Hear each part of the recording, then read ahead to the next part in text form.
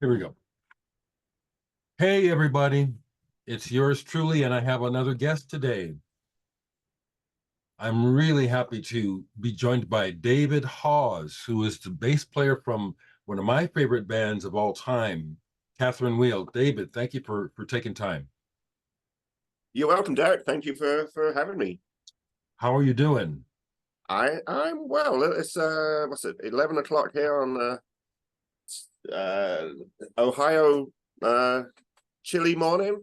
Mm-hmm. I'm doing good. I've got my coffee, trying to wake up. Cheers. Cheers, cheers. Same.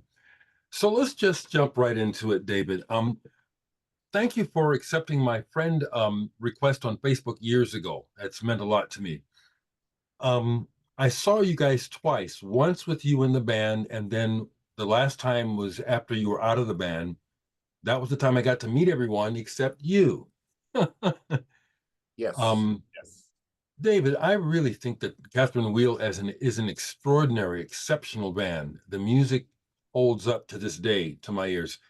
Were you in? How did the band start? Were you involved from the beginning?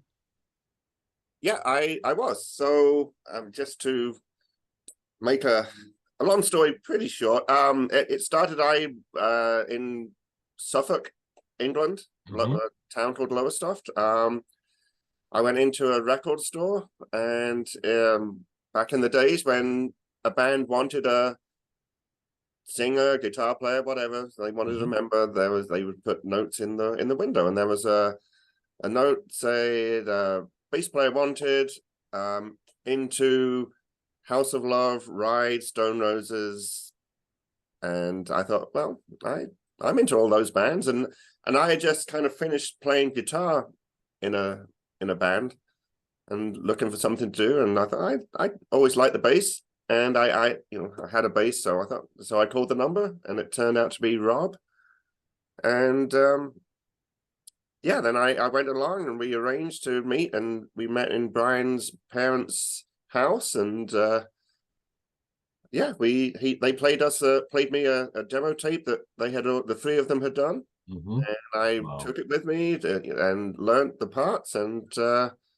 that's how Catherine Wheel. Well, the name Catherine Wheel wasn't around at that time. They Mm-hmm. didn't have a name, and Mm-hmm. I believe they actually had another bass player try out. So there was two auditions, Mm-hmm.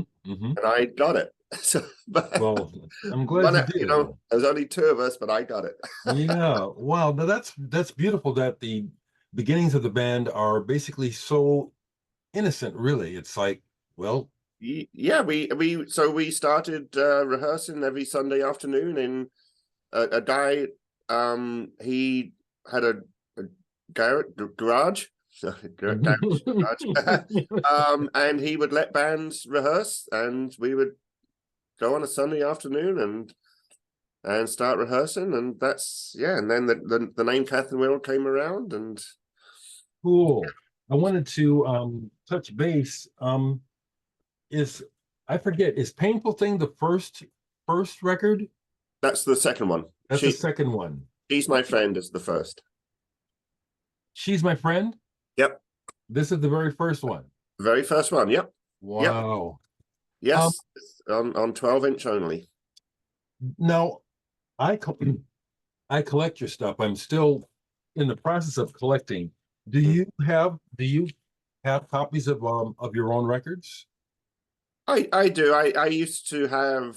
I used to. I mean, I was a before even Catherine Wheel. I was a big, huge, like yourself, a vinyl collector. Mm-hmm. um, and so yeah, I would have everything for that we did. Over the years, though, it's dwindled away. Yeah, So I'm there's sure. Yeah, you have way more than I do. that's one pile. Here's another pile. Oh my god. Well, the music merits it. And then also, to be honest, back in the 90s, I was in a bit of a competition with a friend. We were both nuts about your band. And so we competed in collecting. David, something that strikes me about the music is that it appears that the whole band took credit for writing. So Is that true, or was Rob the main songwriter, or did you Uh, all write?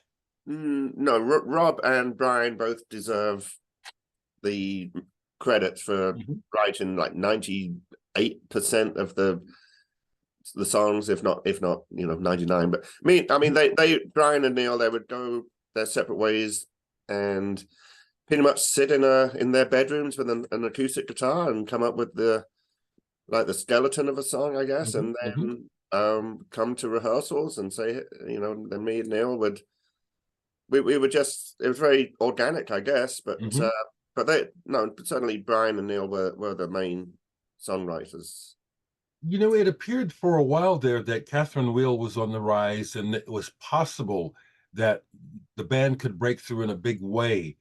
Did you have any feelings about that, or was there a hope on your part for a career in music, perchance?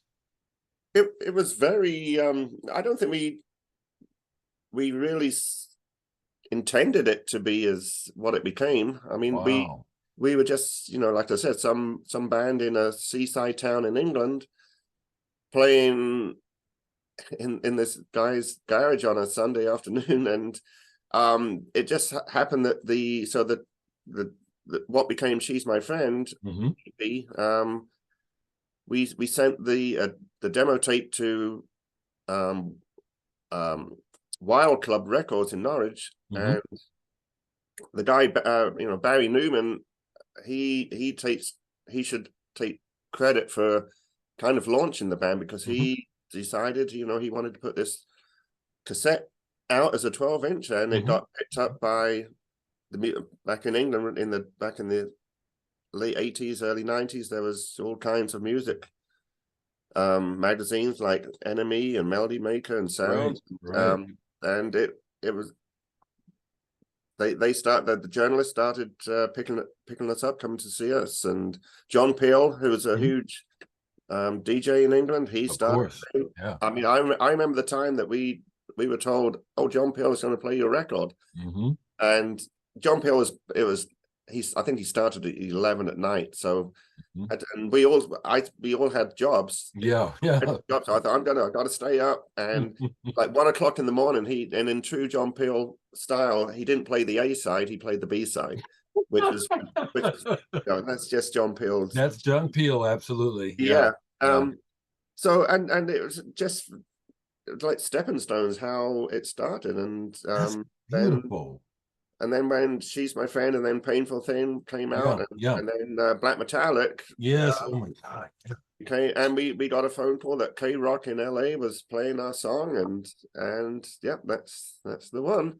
Yeah, That's how that got us over to the States. that's awesome. It's such an organic, and it's wonderful because it sounds like it was the power of the music, which is why I'm talking to you, was the power of these songs.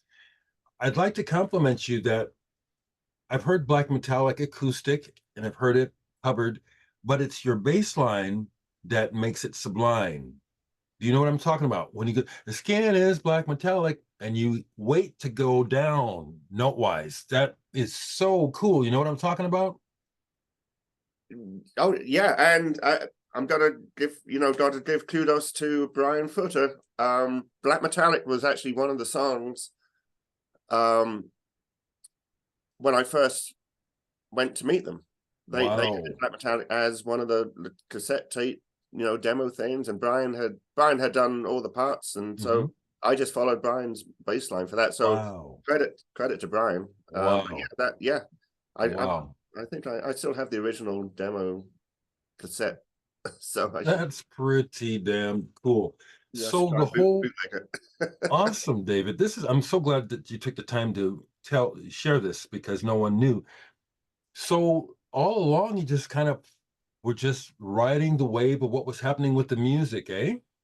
Yeah, I mean, it was like I said, we when this started, we all had daytime jobs, and Hmm. um we were in a seaside town, and it was a big gas industry. We don't have oil in England, but we have gas in the North Sea. So we all Right, worked in that industry, and right, the right. point where we had to make a decision. We were playing gigs, and we having um, record company offers, and it had to come Mhm. to a point where we couldn't do the two. So we made that decision to give up our daytime jobs, and it could have Mhm. lasted 6 months, and actually ended up lasting 10 years. So 10 years. Awesome. yeah, it was, but yeah, it literally wasn't, there wasn't a game plan. Mhm. It just happened. That's beautiful. And how cool is it that you ended up playing with the bands that you're influenced by? Because I saw you with House of Love in Right, Minneapolis. right. And did you get a chance to play with Stone Roses or those guys also? We did not. No, Hmm. no. But I mean, House of Love. I would be before Catherine. I was a huge House of Love fan, and I would go and see them. And their first album is still top 5 for me. So Absolutely. so Absolutely. it was a huge honor to play, like, co-headline with House of Love. Yes. Yes. There was Yes. When there I, was we would switch, alternate who would actually headline the show. I mean, it's a co-headline, but the fact that House of Love would play before us was yeah, was mind amazing. blowing to me. That's how I saw you with Ocean Color Scene as well. Yeah, Ocean Color Scene were the first band on. Yes, Yeah. Yeah. yeah, That was a and they wonderful, they, they became very big, especially very big, very big. in England. And no offense to them, but not nearly the quality of the songs of either you or House of Love. But that seems to be the way it goes. The more populous stuff is the easiest stuff for people to remember, I guess. I don't know. But yeah, it's horses for courses, I guess. And Radiohead supported us in the very early days. Now that's what I wanted to say, David, because when I first heard Radiohead, the first album, Pablo Honey, my impression was these guys are copying Catherine Wheel. That's what I thought. Of course, Well, they did a very good job. they did, and they moved beyond that. They made much more money than we did. So So now, in following the band, I gather that at some point you met your wife, and that then changed gears. true, my first wife.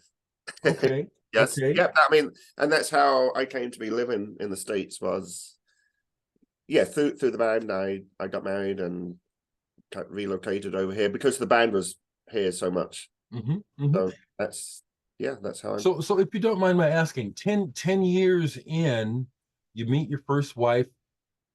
The timing, was it like you're kind of getting tired of the grind of trying to promote the band and make things happen? So the we started in 1989. I was let go in, I guess, 1999, or at the end, yeah. And I just think it was the, I can't speak for why, because it wasn't my decision, but I think Wow. the band just decided they wanted to, we kind of reached a plateau, I guess. Mm-hmm. Mm-hmm. And I guess they decided they needed a change, and for whatever reason they decided I should be replaced. And My goodness, I'm sorry to hear that. That was a mistake. I'm putting this out there publicly. They made a mistake. I I think saw in them. I think in retrospect they may agree, they may not. I did I I s- did I did I'm sorry, I got one of my cats just coming. cats. There's the kitty, sweet kitty. um yeah, I can just give you a quick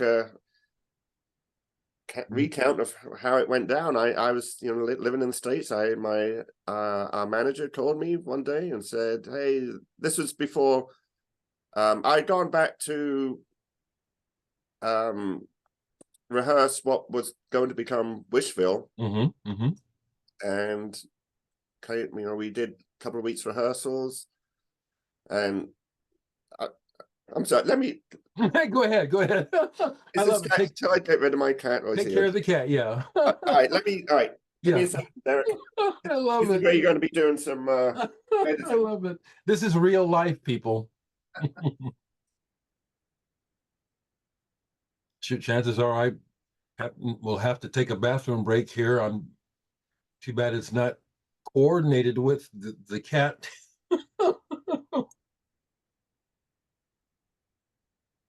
Oh, I spot some memorabilia in the background there.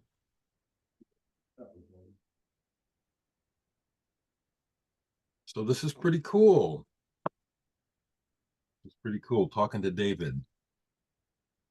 All right, Dereck. Yeah, That is done. no Um, problem. yeah, yeah. So yeah, I got a call saying, hey, from the band's manager that they decided they were gonna move on with a different bass player, and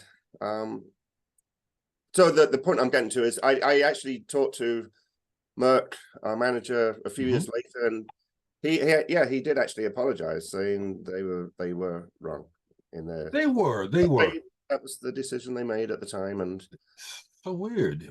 You know, now I saw the band with the new bass player. Wasn't the same. Met the guy. I thought, I'm just putting this out in public. I thought, now isn't this weird? Did they hire this guy because he looks like Tom York because his bass playing is not doing the trick? And I met everyone at that time.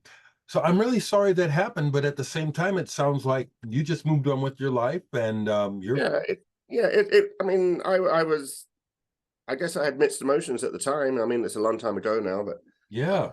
um it'd been 10 years, and I guess I wasn't when we were rehearsing what was going to become Wishville. Mm-hmm. I think I probably made some comments that, you know, the songs were not They weren't. I just thought they weren't as good as They weren't. I have the record. They weren't. They weren't these. And when I talked to Rob, when I talked to Rob about this album, when I saw them doing this, he admitted it. He said it's over already, you know. But I could hear it in the songs. It's like the spark is gone. And then to try to fake it by writing a song called "Sparks Are Gonna Fly," yeah, right. um yeah, and it's kind of sad that how the band went out, I guess. Mhm. Um So with that in mind, people were really chomping at the bit. It seemed like there was going to be a reunion here for a while. So that's not necessarily in the cards then, eh?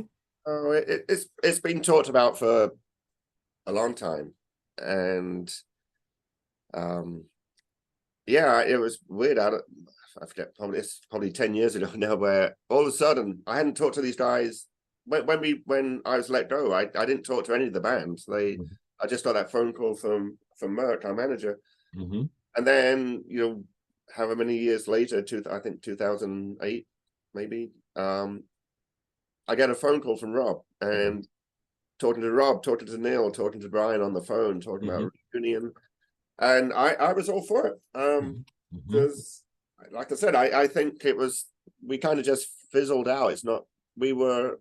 I mean, I thought we were a great band, and it shouldn't have ended how it ended. I'm sorry that it Um, did. You were great. so I was all for the reunion, because I love playing live. I love the meeting, you know, the fan aspect of it, but Neil, I guess at that time Neil and Brian were not into it. I mean, I guess it didn't end well between the three of them. Not that I was there, but from what I understand, there was some animosity. Um, but but so we've talked about it, but it's just never seen. It just not. I'll I keep can't see it happening. I'll keep my hopes alive. How's that? I'll keep my Well, hopes alive. keep the dream alive, Dereck. I will. And so these days, second marriage, working, life is good to you? Yeah, life is good. Yeah. Remarried. And yeah, living in a little town in Ohio, and yeah, life is good, Dereck. Yeah, Very cool, very cool. You know, I'm also a working musician, but I've never played in Ohio. I've played almost everywhere else in the United States. I know you've got your own thing going on, and accolades to you for Thank what you. you've achieved. Thank you. It's a crazy business. It really is a crazy business.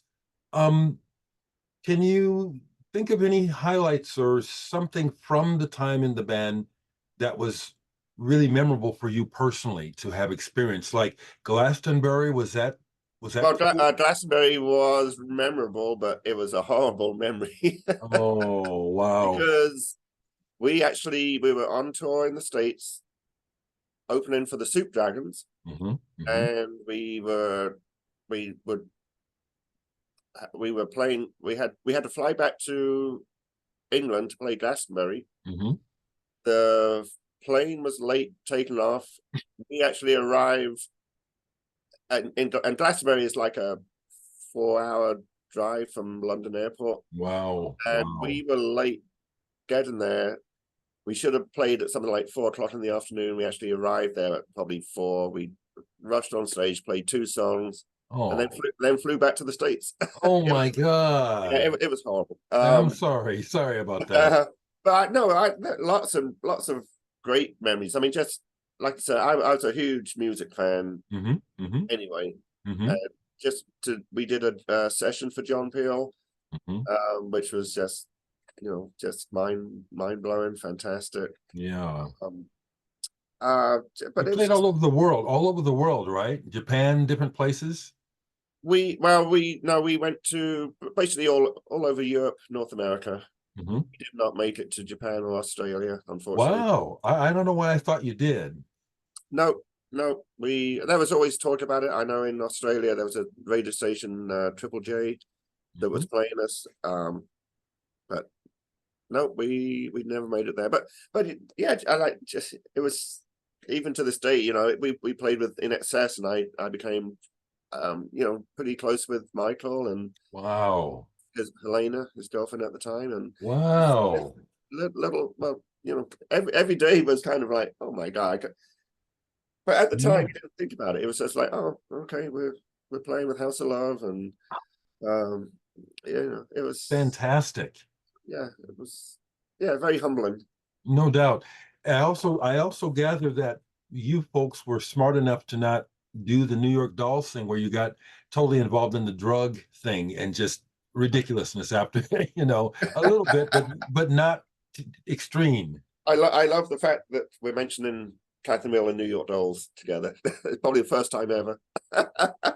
No, we were not. I mean, I enjoy Sure, my sure. beverages, but Yeah, regular. Yeah, yeah, regular. we did not go down that Yeah, crazy. you're not out in the alleyway. uh, to get No, back to get back to the music, David, thank you so much. Um, Adam and Eve. Now, I really like Chrome probably the best, but is this your best work? I think so. It's my favorite album. This is amazing. I think this is amazing. Yeah. I mean, if we had gone out on that record, that would have been that to me that's our best. Yeah. Yeah. I'm trying to remember the name of the track, but there's a track on here where at the end of the song, there's this sound of something like either opening or flushing. Like a door closing. What was that? How did you guys do that? If if yeah, I forget which song that was as well. If I saw the track list, and I could tell you, but and I wasn't actually in the studio when they did that. It was um Yeah, I can't remember if it's Thunderbird or Here Comes the Fat here Controller. here comes the Fat Controller. Okay, okay. I mean, how they did it in the studio, I don't know. I was Because not it's there. very it's like surprising when it happens. It's like, Yeah, wow, it's pretty I cool. yeah, that I can listen to that record from start to finish, which is how Rob, again, all credit to Rob. I think he had this idea of coming up with this album that you could listen from track one all the way to the end, because I think we all have albums where you always skip a track or whatever. Right, But right. to me, that's our perfect album. Absolutely. It's fantastic. Of course, Not to put a patch on this. Yeah, and again, the artwork, it was, and working with Storm Thorgerson again, Mhm. crazy Have because you have you seen that book where that's on the cover of the book? I have. Okay, because I agree with Storm. He thought that you guys were special like Pink Floyd. I agree. I mean, again, that's humbling even to think that, but yeah, Storm obviously, he approached us. It's not like we were banging on his door. Hey, Storm, please do our album covers. He came Mhm. to us, which you know, he didn't have to, but and he was such a genius. Yes, very much so. And So just to tell you a quick story about please, yes. the Chrome album cover. So he before he came up with he said to us, I want you all to come up with your own idea of what you want for the inner sleeve. You're going to have a shot in the inner sleeve. So I and we didn't know what he had for the cover, but so I showed up at his place in London for my photo shoot, and he says, okay, so what do you have in mind? I said, well, I want to do something with water, like a reflection. I don't want my picture, but I want a reflection. And he looked at me, he said, so you're a genius. I've got this genius telling me that I'm a genius and then he showed me like what he had in mind for the cover. So that was Wow. great. You guys were on the same page. But I remember Storm and Murcard, our manager, they would have like screaming matches about, or arguments about the stupid little fine detail, like whether something should have a border or not. And Storm was he was such a perfectionist. Yeah, he was great to work with. Awesome. So let's go to this. What is this that we're seeing? It looks like an eye, but Yes. can you just explain what we're seeing? Because this is such an iconic, It, wonderful cover, and this album too. Also, I want to share with you, David, that I got the sense, even though Rob's in front, I've always gotten the sense that Catherine Wheel is a band, that you guys are a greater as the sum of the parts, that Rob continued solo and his stuff is good, but Catherine Wheel was a band. And what was this cover? That's a so the beautiful cover. cover, it is an eye.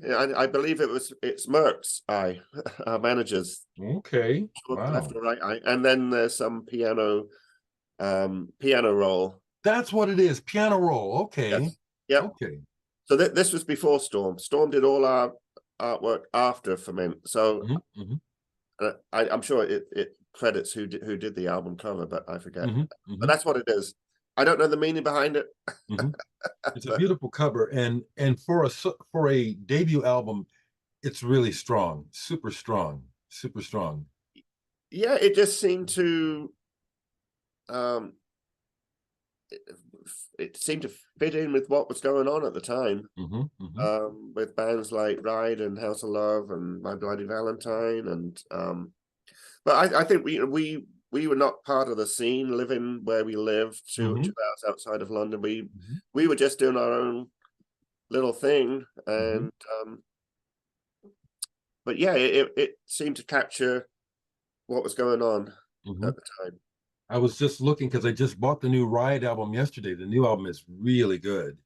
Okay, I didn't even I really don't follow what's going on It's musically. understandable. And then again, what we're talking about was quite a long time ago.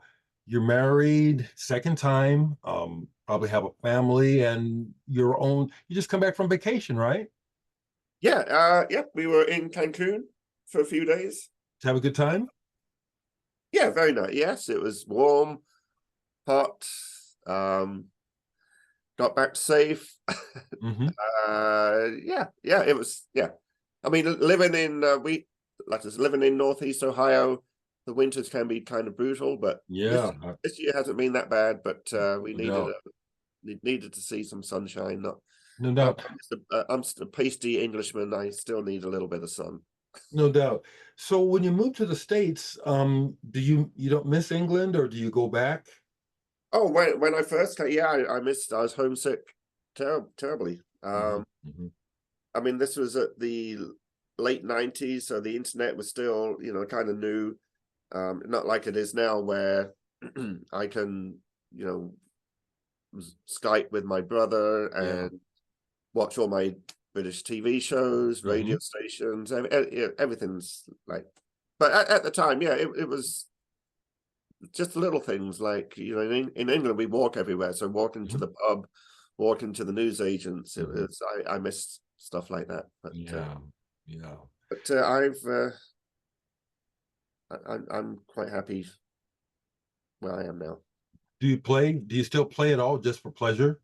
Well, up until a couple of years ago, I played in it was a local band, and we were actually a 90s tribute band called, called Flannel Planet.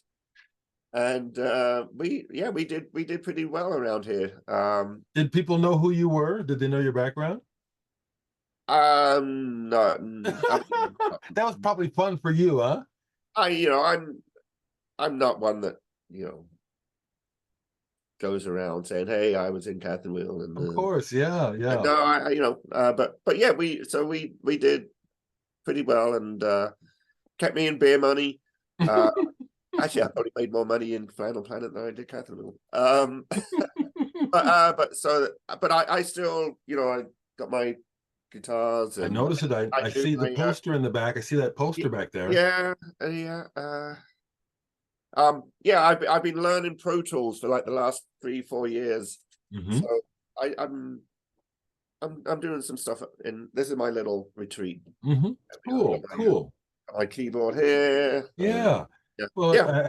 I hope we get to hear something when there's something ready. My body is Sure. telling me I'm going to have to take a break here or something. So I'm going to go ahead and kind of wrap this up, if you Okay, don't yeah, mind. sure. Yep, This is, yep. I'm so happy to finally actually speak to you, David. I'm not surprised at your humility as a person. When I listen to the music and also watching you in videos, the way you play, it's like your purpose there is for the music, which makes everything stronger. And I just want to share with you, as a bass player, also a drummer, Right. I recognize that. I also hear it, and it comes through in the power of the music. And I want to thank you for being willing to just give to the music as opposed to just jumping out there and trying to make a scene for yourself. You know what I mean? Oh, well, I appreciate everything you said, Derek. Like I said, I was a huge music fan, from a small, little kid. So I love music, and just to have the opportunity to, come, like to say, come to the States, play in front of people, and Mhm. we would come over here, and it would shock us when we would meet fans afterwards. They say, "Oh, we drove 8 hours to come and say." We would say, "Are you crazy? Don't That's what I did. I drove 9 hours. I drove I you drove have eight something hours. better to do?" Yeah, So that's what I did. 8 hours to Minneapolis from Omaha. Yeah. yeah, I mean, I think the four of us, we were, just four guys from a small seaside town in England. Mhm. So we were very humble in our upbringings, I guess. Mhm. But I appreciate you saying what you said about me personally. I thought I was kind of, I don't know, the glue, I guess. Not, I would agree. but I think I was like the bridge between fans and the band, and because I back in the day before the internet, I'd always respond to fan mail Oh, by nice. pen and paper back in the old days.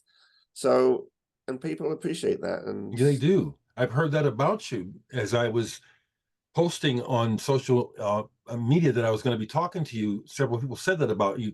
David's just the nicest guy, so nice to the fans. So they they well, yeah, yeah. yeah, Well, I appreciate that. one more question, because I could talk a long time, but I have to go here pretty soon. But did you get to meet anyone for you that was like, oh, this is cool that I'm getting to meet this person? Like you ever meet any Beatles or anybody like that? We met Sir George Martin one time. Yes, yes. I Well, have. that's where we recorded Adam and Eve in Air Studios, which was Yes. Okay, so you got to meet him then.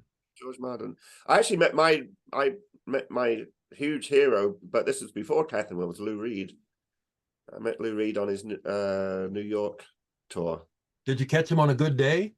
You know what? I always read how he was a miserable sod, but I hung out. I went to see him in London, like on it was in 1989 on his New York tour, and I just hung around backstage. I was just on my own, and I mean, I was outside of the building, Yeah. and this car is driving up, and Lou's in the passenger seat. He winds the window down. He signs my booklet, tour booklet, and I did. So I guess I did catch him on a good day. Nice, nice. Yeah. I've seen him, but I never got to meet him. But it makes me think of when I met Patti Smith, because she was just awesome. Oh, I have a Patti Smith story. Yeah, yeah. So we headlined. It was in Michigan, Detroit, and there was like a one-day festival, and Patti Smith was playing with a band who was playing before us, and a huge Patti Smith fan, obviously. Yes. So I have a poster of the, and I actually have it somewhere. And I said, hey, can you sign my poster? And she said, are you and Catherine Will? I said, yeah, I'm bass player. She grabs me by the wrist and said, you got to come and meet my best friend. She's a huge fan of yours. Yeah, I love it. It's holding me by my wrist. I love it. Those are the special moments. It's little things like that that just make it so special, isn't it?